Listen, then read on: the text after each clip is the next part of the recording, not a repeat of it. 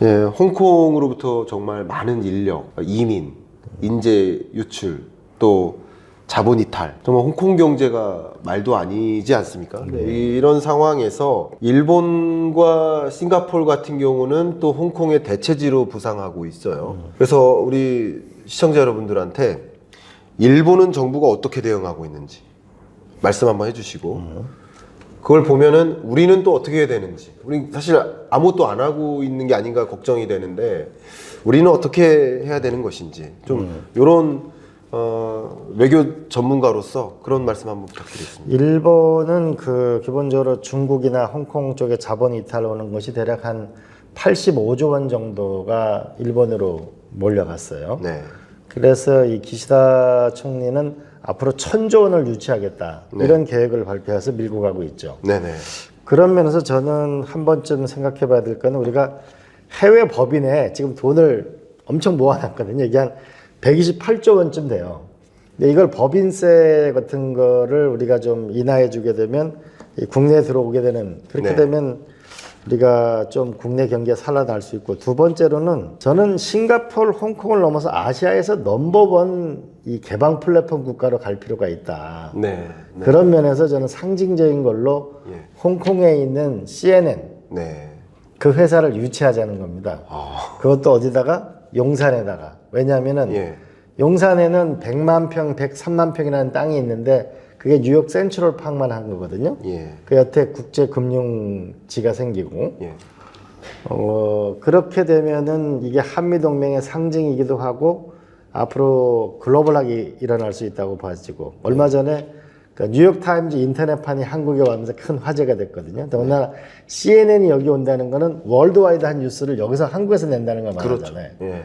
그런 상징적인 조치를 통해서 이 홍콩, 싱가포르 여기에 있는 다국적 기업 본부, R&D 센터, 국제기구가 7,400개예요. 근데 싱가포르하고 이스라엘은 이 R&D 센터하고 다국적 본부를 끌어들이면서 기술 혁신을 이뤘거든요. 예. 그거를 저는 우리가 유치 경쟁에 나서야 된다는 생각이 하나가 있고, 이제 이게 되려면 싱가포르 같은 경우에는 자국 내에 인구가 67%고 외국 사람이 무려 33%쯤 되거든요. 네네. 그러니까 이제 장기 거주하는 사람이 28%. 네. 그 다음에 영주권자가 9%나 되거든요. 네. 그러면 사실 우리가 제조업 하시는 분들이 사람을 못 구해서, 서비스업도 마찬가지고. 네. 그럼 이런 개방형 국가로 가려면은 지금 단순한 이민청이 아니고 대대적인 뭐냐면 이 개방의 이민을 받아들이는, 이걸 같이 가야만 네. 우리가 이제 아시아에서는 싱가포르, 홍콩이 아니고 한국이구나 네. 라고 하는 것을 끌어갈 수 있겠다. 그러면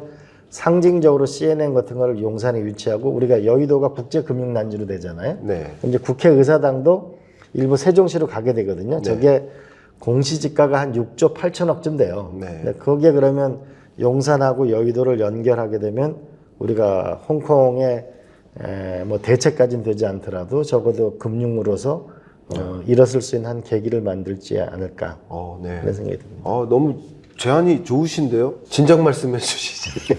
너무 제안이 좋고요. 제가 보기에는 저도 개인적으로 그 국회 경제자유구역 혁신 위원회라고 있습니다. 그거 발족할 때부터 참여를 했었거든요. 저도 개인적으로 우리나라가 살 길이 더 개방형으로 가야 되고, 또 저출산이라는 인구 감소라는 사회 문제도 우리는 해결해야 되기 때문에 적극적으로 해외 인재를 유치하고 산업을 유치하고, 또 지방 소멸 위험 지역 등지를 중심으로 또 해외 자본들이 많이 투입돼서 기업이 유치되고, 이런 노력을 해야 된다고 보는데, 지금 어쨌든 뭐 홍콩 엑소더스 현상이 일어나니 그걸 우리의 어떤 기회로, 우리가 어떻게 대응하느냐에 따라서 그게 기회가 될 수 있으니까 그렇게 해야 되지 않을까 하는 그 공감의 생각이 좀 듭니다. 그렇죠. 이게 아마 저희가 결국은 이제 코리안 드림이 있어야 되잖아요. 우리 아메리칸 드림은 있잖아요. 네. 그저 맞아요. 꿈을 갖고 있는, 예를 들어서 영화로 꿈을 꾸는 사람은 헐리우드로 가잖아요. 네. 네. IT에 성공해야지 그러면 실리콘밸리로 가잖아요. 맞아요. 그렇잖아요. 그러면 이 아시아 인구가 40억 명이거든요. 네. 중국, 인도 이게 동남아가 약 7억 5천 정도 되니까. 네. 이 사람들이 꿈을 꾸면 한국이다. 네. 한국에 기회가 있다. 우리가 베트남에서 시즈바가 성공했다. 아직 이런 사람 없잖아요. 네. 인도네시아에서 왔는데 한국 와서 성공했다. 아직 이게 없거든요. 그러네요. 이걸 결국 만들려면 예. 결국 우리가 일본보다 홍콩보다 싱가포르보다 훨씬 더 개방한 국가가 될 수 있거든요. 우리가 싱가포르이 제주도보다 작은 땅인데 거기가 550만이 살고 8만 달러거든요. 네. 그러니까 저는 우리나라를 거대한 싱가포르나 네덜란드처럼 개방형 국가로 만들면 그러면 그 누구도 넘볼 수 없는 이 나라가 되는 거 아닌가 싶죠. 이런 고민들을 구체적으로 좀 실현시켜 주시는 그런 역할을 좀 해주셨으면 좋겠습니다. 제가 우리 채널에는 정치인이 처음 출연하셨기 때문에 부디 그런 인물로서 좀 역할을 해주셨으면 좋겠습니다. 예, 그런 마음입니다. 예, 그때 노무현 대통령 모시고 있으면서 그 한미 FTA 그때 엄청난 반대가 있었습니다. 그걸 이제 우리가 뚫고 가면서 결국은 68% 정도 수출이 늘었거든요. 네. 근데 지금은 미국에서 다시 트럼프 대통령이 되면 제일 먼저 할 일을 한미 FTA 재협상하겠다고 하는 우리가 협상을 잘했다는 얘기 아니겠어요? 그렇겠죠. 근데 그때 세운 전략 자체가 한국이 반도 국가잖아요. 그러니까 이게 거대한 싱가포르처럼 만들어낼 수 있는 거죠. 그래서 지금 우리가 인천 경제자유구역에는 자유가 부족하고 기업 도시에는 기업이 부족하고 혁신 도시에는 혁신이 부족한데 부족해요. 그러면서 이번에 저는 김대중 노무현 대통령 시절에 만든 게 판교라는 신도시거든요. 네. 이게 IT 하나로만 특화된 도시거든요. 네. 그렇잖아요. 네, 그렇습니다. 근데 여기서 198조 정도 하거든요. 부산 인구가 350만인데 여기서 한 96조 정도 하거든요. 저는 이런 판교 같은 IT에 특화되어 있다든지 네. 문화에 특화되어 있다든지 이런 미래 도시를 기업형 미래 도시를 과감하게 만들어야 된다. 그래야만 국내 투자자도 외자 투자도 확실히 늘어날 거라고 생각합니다. 제가 공감하지 않는 말씀을 하시면 뭔가 반박이라도 하고 싶은데 다 공감이 갈 만한 그런 말씀 주셔가지고 계속 저도 공감하면서 듣고 있습니다. 특히 말씀하신 게 저는 이 캐치프레이즈 자체가 너무 좋아요. 코리안 드림을 가져야 된다. 우린 코리안 드림을 가져야 되는데 코리아 디스카운트를 갖고 있습니다. 미치겠습니다. 코리아 디스카운트를 없애고 코리안 드림을 가져야 되지 않을까. 다른 분야에 쓰이는 용어지만 개인적으로 그런 생각을 갖고 있습니다. 아니, 우리가 실제로 코리안 드림의 가능성을 우리가 BTS나 이런 분들한테 많이 보잖아요. 네. 그리고 실제로 보면 지금 웹툰이나 웹소설이나 웹드라마 저는 이게 어마어마한 문화의 시장을 열 거라고 봅니다. 네. 그런 면에서 플랫폼 국가가 될 가능성이 동양과 서양을 연결할 충분한 에너지가 있다. 근데 다만 이게 개방 국가로 가려면은 우리가 해결해야 될 몇 가지 문제들이 있죠. 제가 국민의 한 사람으로서 그냥 말씀을 드리면 우리 기업들은 거기까지 가 있습니다. 또 우리 가게도 음악인이든 예술인이든 운동 스포츠인이든 그런 그냥 코리안 드림을 너무나 많이 세계 만방에 보여주고 있습니다. 그러니까 개인도 보여주고 있고 기업도 보여주고 있습니다. 세계가 다 우리나라 스마트폰 쓰고 있고 다 우리나라 자동차 타고 있고 다 우리나라 에어컨 틀고 있고 우리나라 TV 보고 있고 우리나라 PC로 일하고 있는데 못 따라오는 게 딱 하나 있는데 그게 정치와 정책입니다. 좀 어떻게 해야 됩니까, 우리 정치? 지금 죄송합니다. 아니. 제가 국민의 한 사람으로서 저도 이 국회에서 죄송하게 생각하는 건데 제가 이제 공과대학을 다녔었는데요. 네네. 현재 결국은 경제력은 기술력에서 결판이 납니다. 우리가 산업혁명도 그랬고 오늘날 미중의 패권 정리의 핵심은 기술 전쟁이잖아요. 그런데 국회에 가보면은 현재 국회의원 중에 이공계 출신이 9%밖에 없어요.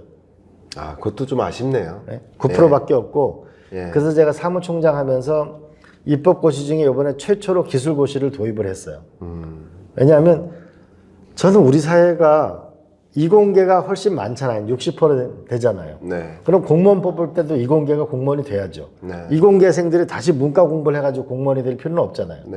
문과생이 잘할 수 있는 게 있고 이공계생이 잘할 수 있는 게 있죠. 물론 전국적으로는 문과학과가 폐지돼야 되지만은 우리가 이런 기술 경쟁에 세계적인 기술 경쟁을 성공하려면 뭔가 세계의 변화. 이번에 많은 사람들이 기업인들이 CES를 가보고 충격을 받잖아요. 세상은 이렇게 변하는데 우리는 지금 큰일 났구나.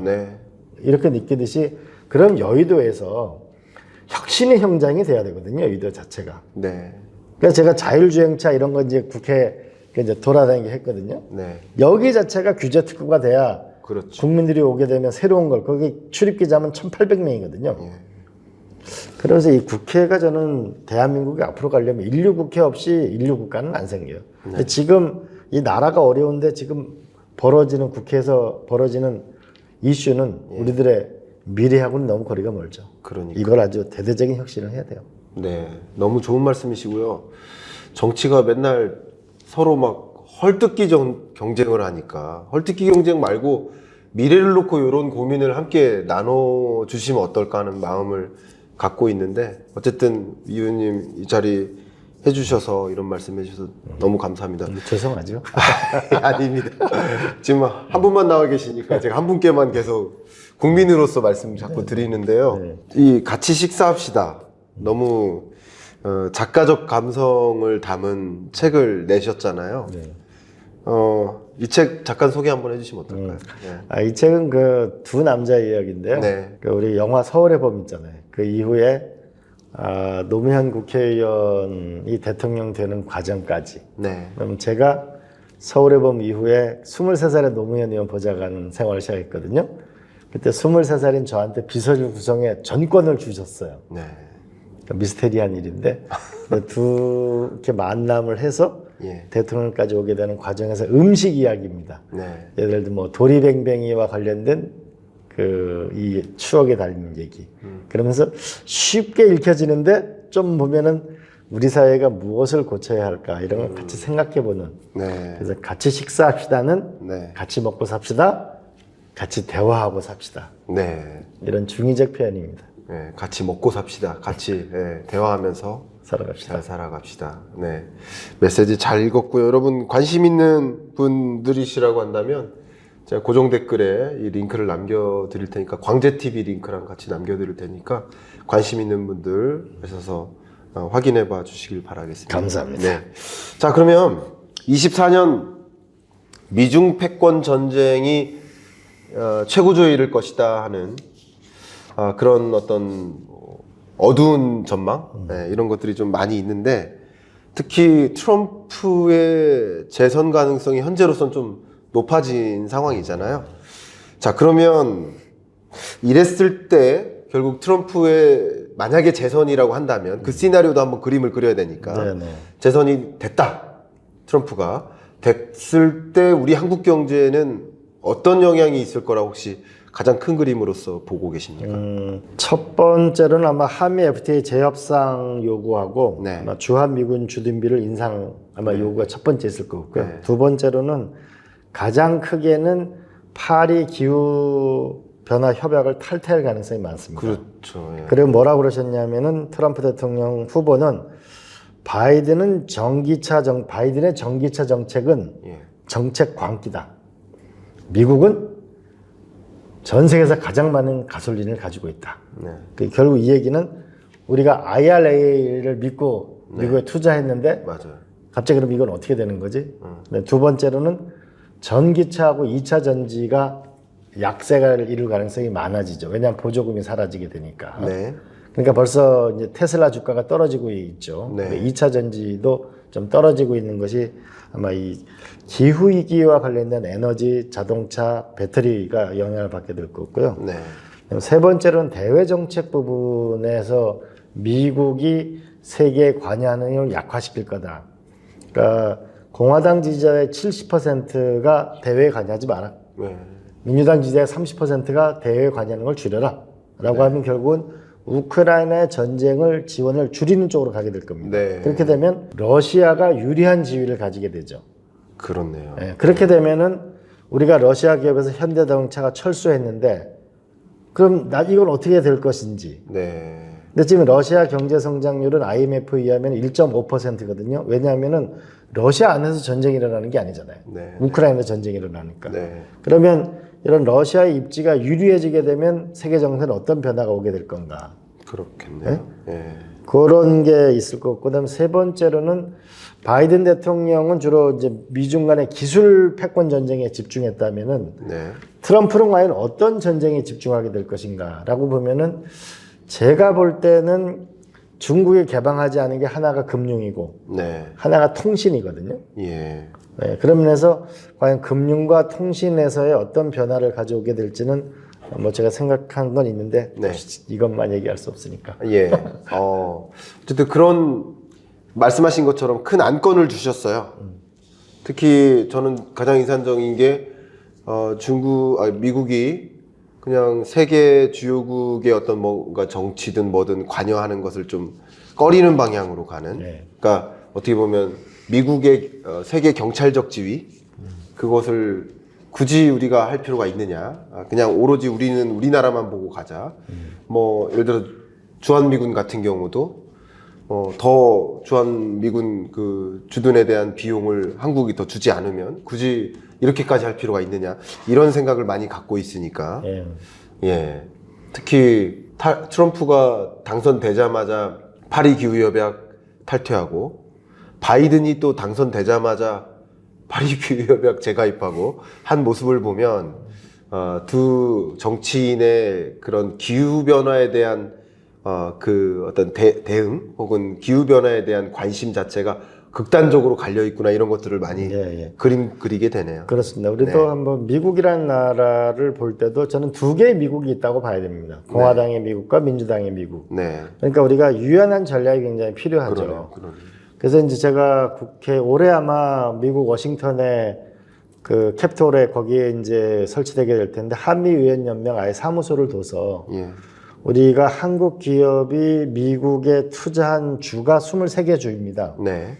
그러니까 거기에 해당되는 국회의원이 상하 양원의원인데 한 120명 정도 되거든요. 그래서 한미의원연맹을 만들어서 우리가 공화민주 양쪽으로 그다음에 중앙의 정치가 있고 캘리포니아나 사실 주지사 출신들이 많이 대통령이 되잖아요. 그러니까 이 지방 정부 이거를 함께 그 우리가 네트워크를 해서 미국을 전방위적으로 할 수 있는 이런 계획이 이제 올해 만들어지게 되죠. 그러니까 미국도 두 개의 미국이고 미국의 정책의 변화에 따라서 우크라이나의 지원을 떨어뜨리게 되면 러시아가 올라올 가능성이 있고 지금 미국이 산유국이 되게 되면은 사우디 석유를 주로 중국이 사주거든요. 이란의 석유를 중국이 사주거든요. 그러다 보니까 사우디하고 이란하고가 중국에서 협정을 맺었거든요. 이런 중동 정세에도 큰 틀의 변화가 있는 것이죠. 그렇겠네요. 그러니까 그렇기 때문에 지구 전체를 보는 이 관점을 갖고 전략을 세워야 된다. 너무 좋습니다. 예. 지금 워낙 또 외교 전문가시어서 계속 외교적인 질문을 이어가려고 합니다.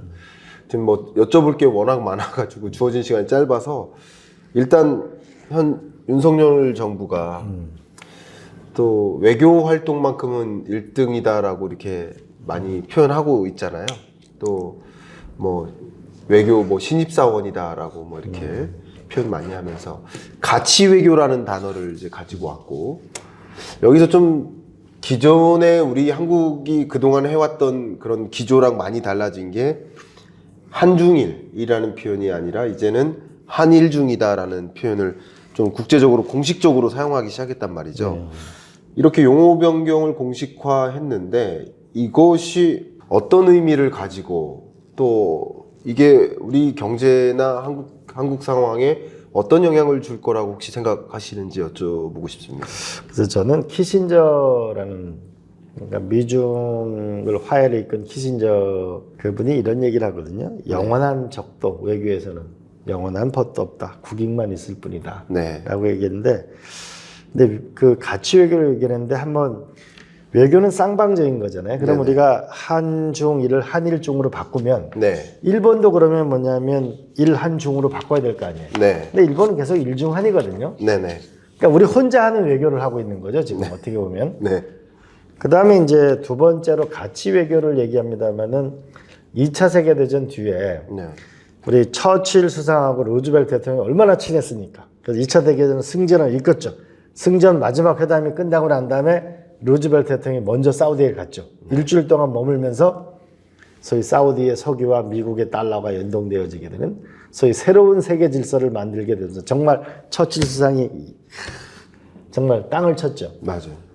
그런 부분에 냉혹한 게 현실이라고 보거든요. 그래서 이 가치 외교는 우리가 민주주의 국가로 잘 지냅시다. 이런 가치 외교는 이 어떤 표현으로 이런 건 좋을 수가 있지만 또 한편으로는 중요하게 생각하는 실리 외교다, 현실 외교라고 봅니다.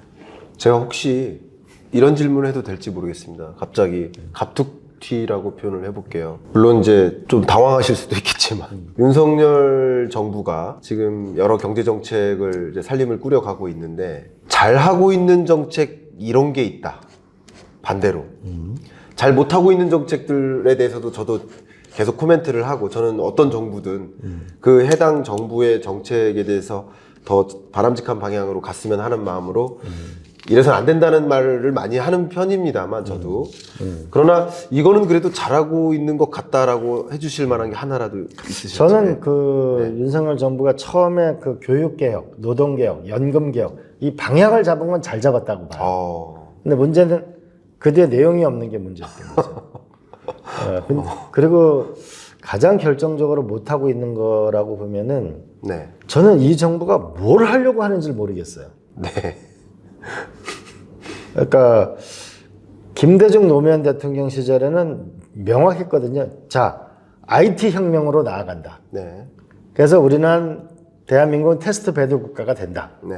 그래서 통신망도 깔고 3G도 깔고 그래서 뭐냐면 테스트 베드가 된 게 그 통신망이 있었기 때문이잖아요. 인터넷이 전 세계 가장 잘 되는 나라. 네네. 그리고 또 한편으로는 시장을 만들어줬거든요. 코스닥. 벤처 혁명이 불었거든요. 네. 그때 무슨 벤처 버블이다 막 했지만 사실 경제가 신경제가 탄생할 때 버블은 끼기 마련이거든요. 그래서 코스닥을 만들었죠. 또 한편으로는 판교라는 이 신도시를 통해서 IT에 뭐냐면 미래의 기지를 만든 거거든요. 네. 그러면 국민이 볼 때 예측 가능하잖아요. 당시 수많은 사람들 IMF 때 우리 컴퓨터 공부 얼마나 열심히 했어요. 네. 그리고 모든 도서관에 있는 아카이빙 그 엄청 했잖아요. 근데 지금은 AI 혁명으로 가는 거거든요. 네. 그렇잖아요. 그렇죠. 그럼 AI 혁명으로 가면 우리나라 서울대학교 컴퓨터 사이언스는 60명 그대로고 스탠퍼드는 800명이고 이길 수가 없잖아요. 이길 수 없죠. 그렇잖아요. 그러니까요. 그리고 그러면 뭔가 이게 이 대한민국의 AI 혁명 없이는 죽는 거거든요. 여기서는. 그러면 글로 가기 위한 총력을 모아야 되거든요. 그렇죠. 총력을 모아야 되는데 지금 정치권에서 일어나는 얘기를 보게 되면 그 미래 얘기는 없고 그러니까 씁쓸하죠. 저 씁쓸합니다. 저는 정말 국민의 한 사람으로서 이게 방향성을 잘 잡아가고 있는 건지 참 걱정이 많이 됩니다. 어쨌든 우리가 한 발 한 발 더 나아가야 되는데 왜 머물러 있나 하는 아쉬움이 있습니다. 또 우리 구독자 여러분들이 한숨 쉬면서 요즘 투자 생활을 하고 계실 텐데 바로 코리아 디스카운트 이야기를 좀 해보도록 하겠습니다. 아까도 제가 코리안 드림은 없고 코리아 디스카운트가 있다. 참 웃픈 표현인데요. 이 코리아 디스카운트 왜 미국 주식 날라가고 일본 주식 날라가는데 한국 주식은 이러냐 생각하시는데 코리아 디스카운트의 이유 뭐로 혹시 판단하고 계십니까? 가장 큰 거는 이 정부의 예측 가능성. 이 정부는 어디로 갈 것인가 라고 하는 부분에서 김대중 노무현 대통령은 뚜렷했거든요. 네. IT 혁명으로 간다. 지금은 AI 혁명으로 가야 되는 거거든요. 네. 그다음에 기후위기에서 에너지 혁명에 누가 주인공이 되느냐 이거 아니겠어요? 네. 수명 100세 시대에는 결국 바이오 혁명을 누가 이루느냐.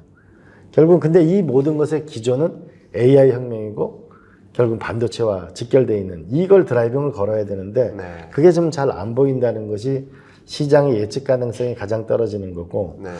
두 번째로는 우리가 지금 요번에 그 호주에서 발표한 거 보면 세계를 움직이는 핵심 기술 64개를 발표했는데 한국이 1등한 게 하나도 없는 거예요. 결국은 잠재의 미래를 건설할 수 있는 가치, 네. 이 기술을 갖고 있느냐 없느냐인데 그 부분은 우리가 약한 게 또 네. 하나의 한국의 잠재성. 결국 이제 미래라고 하는 거는 어떤 핵심 기술을 갖고 있느냐가 중요하잖아요. 그 네. 부분이 하나가 약하고 저건 가장 큰 거는 이 정부가 뭘 하고 하느냐, 어디로 가려고 하느냐. 그리고 국민들이 그러면 정책을 발표하면 시장이 반응을 해야 되거든요. 네. 그때는 경제부총리 한마디 한마디가 시장을 움직이잖아요. 네. 그렇잖아요. 그럼요. 지금은 그게 너무 없죠. 너무 없어졌네. 네. 그리고 실제로 장관이 요새 누가 장관인지도 잘 모르겠어요, 요새는. 한 명만 기억하시죠. 안타깝습니다. 자, 그분에게서 좀 한동훈 장관에게서 좀 미래 얘기가 많았으면 좋겠어. 누구 좀 청산하고 뭐 카르텔 어떻게 하고 좀 미래 얘기가 많았으면 좋겠어. 네, 저도 그런 생각을 정말 많이 하고 있습니다. 그 다음에 이제 코리아 디스카운트 관련해서 또 추가적으로 질문 드리고 싶다면, 어쨌든 정부의 경기 부양책 혹은 경기 부양을 위한 어떤 각종 드라이브 이런 것들이 또 증시에 작용을 해야 되는데 말씀하신 대로 잘 작용이 안 되는 것 같아요. 어쨌든 결론적으로 지금 우리 한국 증시가 물론 이것이 모든 코스피를 결정짓는 건 아니지만 결론적으로 그럼에도 불구하고 증시가 뚜렷하게 탄력을 받지 않고 있는 모습인 것 같아요. 시장이 이렇게 반응하지 않는 이유를 혹시 뭐라고 생각하십니까? 네. 일단 정부의 메시지 자체가 무슨 윤한 약속 대련, 디올백 이런 게 뉴스가 더 많잖아요. 지금 보면. 네네네. 지금은 오히려 우리가 하려면은 정부가 네. 이런 정책, AI 혁명을 통해서 우리가 뭘 해나가겠다. 네. 그리고 정책이 있어야 되고 이건 시장에서 돈이 움직여야 경제가 움직이는 거잖아요. 그렇습니다. 그렇잖아요. 예. 그러니까 뭐냐 코스닥 정책 부분에서 과연 어떻게 해나가겠다든지 예. 뭐 이런 그 돈이 작동할 수 있는 이런 정책이 없는 거죠 우리한테. 그러다 보니까 시장이 반응을 안 하는 거죠. 그러니까 일단 주요한 뉴스가 뭐냐면 경제 뉴스가 아니고 정치발 뉴스도 뭐 윤한 약속 대련인가 봉합인가 봉합 열차를 탔나 이게 지금 대한민국이 지금 이런 거 할 땐가라는 집중력을 떨어뜨리는 거죠. 그리고 또 하나는 정부 발표에 시장이 돈이 움직이는 걸 지금 작동시키지 못하고 있는 거죠. 네, 네. 그게 그렇네. 가장 큰 문제라고 봐요. 또 한 가지 공감하는 것 중에 하나가요. 예측 가능하지 못하다. 그러니까 24년 예산에서 R&D 예산 그렇게 줄여놨는데 또 국민적 여론이 그렇지 않다고 느끼셨는지 25년 R&D 예산은 또 대폭 늘리겠다고 하셨어요. 그러니까 이 R&D 예산 같은 거야말로 늘었다 줄였다 하는 게 아니잖아요. 일관성을 갖고 지속성 있게 추진해야 되는 거지 그렇죠. 않습니까? 1년 안에 성과가 나는 R&D는 없어요. 근데 이렇게 줄였다 늘었다 하는 게 예측 불가능한 거에 표본 아닌가 하는 생각도 좀 그렇죠. 공감적인 그다음에 마음이 들고요. 주식 공매도 같은 경우에도 사실은 뭐 경제 위기 상황이 아닌데도 주식 공매도 금지나 이런 걸 한다든지 예. 금융 투자 우리 금투자 같은 경우도 아직 시행도 안 하는 걸 뭐냐면 그 뭐 아직 없애겠다든지 이런 부분에서의 사실 돈이라는 게 민감하잖아요. 네. 그 민감하게 움직이는 정책에 이게 부합해야 되는 거죠. 부합해야 되는 우리가 그 샘 알트만이라는 오픈 AI 만든 사람이 우리 사우디 같은 데 가서 그러니까 투자 유치를 하고 이러잖아요. 그러니까 우리도 사실은 약 2천조 원의 그 연기금을 갖고 있고 국부펀드 수백 조를 가지고 있는데 예를 들어서 뭐냐면 우리가 사우디 빈살만 왕세자하고 같이 해가지고 뭐 국부펀드를 같이 만들고 네. 그 테마스 싱가포르 테마스가 국부펀드를 같이 운영해가지고 미래의 뭐 핵심 뭐 10대 기술, 10대 기술에 투자를 한다든지 네. 뭐 그런 10대 기술이 발표되는 순간 그 관련주는 다 올라갈걸요? 네. 그렇지 않을까요? 네. 아, 세상은 일로 가는구나. 네. 우리나라는 일로 가는구나. 이렇잖아요. 4대강을 하는구나 라고 하면 건설주가 올라갈 거고. 네. 네. 그렇잖아요. 그렇죠. 그렇죠. 그 AI 쪽으로 가고, 기후위기 에너지 문제로 가고, 그 다음에 AI, 바이오 쪽으로 미래, 뭐냐면 수명 100세 시대에 대응한다 라고 하면 글로 가게 돼 있는데, 어디로 가는 거지? 이렇게 돼 있는 거죠. 네. 그리고 정책 수단이 구체적이지 않아요. 그러니까 예측 가능성이 없는 거죠. 네. 아.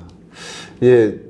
사실 말씀하신 대로 정책이 있고 정책 수단이 있는데 정책 수단이 그 해당 정책 목표를 위해 움직일 만큼의 구체적인 것들이 없다. 예, 그런 것들까지 지적해 주셔서 그러면 제가 참여정부 시절에 계셨으니까 그러면 구체적인 정책 좀 여쭤보겠습니다. 하나. 지금 어쨌든 코리아 디스카운트의 원인 중에 하나로 또 세제 얘기를 합니다. 어쨌든 주주이익 환원이 좀 너무 다른 주요국들과 비교했을 때 좀 약하지 않느냐라고 지적을 했는데 어쨌든 참여정부 시절에 역할을 해주셨으니까 그 정책 수단 어떤 좋은 정책 수단 좀 있으시면 좀 말씀 좀 제안해 주시면 좋겠습니다.